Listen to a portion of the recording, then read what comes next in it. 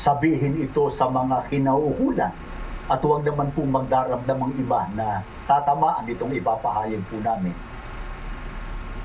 Bakit pagka po babala mula sa gobyerno na naririnig natin sa radyo at napapanood sa telebisyon, lalo pag may kalamidad, ay pinaniniwalaan ng mga tao?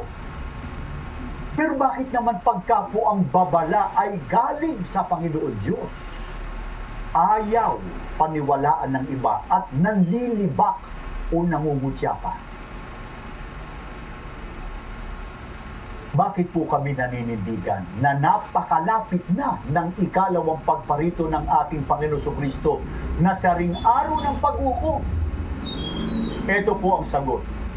Dahil po natupad na ang lahat ng palatandaang ibinabala ng ating Panginoon Kristo bago dumating ang araw ng pag-ukom. Sinabi na muna noon pa ang mga mangyayari sa mundo bago ang araw ng pag-ukom.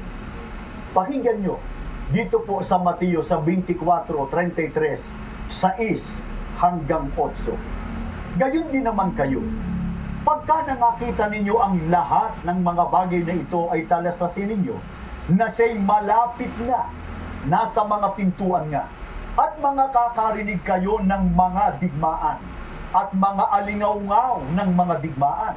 Ingatan ninyo na huwag kayong magulumihanan, sapagkat kinakailangan ito'y mangyari, datapat hindi pa ang wakas, sapagkat magsisitindig ang bansa laban sa bansa, at ang kaharian laban sa kaharian, at magkakagutom, at lilindol sa iba't ibang dako, datapot ang lahat ng mga bagay na ito ay siyang pasimula ng kahirapan. Hindi po mahirap malaman kung malayo pa o malapit na ang ikalawang pagparito ng Panginoon Kristo, sapagkat may mga ibinigay siyang palatandaang magaganap muna at masasaksihan po ng mga tao. Ang dalawang digmaang pangsanlibutan, kaya ang sabi ng Panginoon Kristo, makakarinig kayo ng mga digmaan. Anong uring digmaan ito? Aalingaw-ngaw. Gaya po ng tinalaki na natin sa mga nagdaan, ang katuparan po nito ay ang pagsiklab ng unang digmaang pangkundaigdig noong July 27 nang nilusog ng bansang Austria ang bansang Serbia. Akala ng mga tao nung katapusan na ng mundo o kaya magwawakas na yung digmaan, pero anong ipinagpauna ng Panginoon Kristo?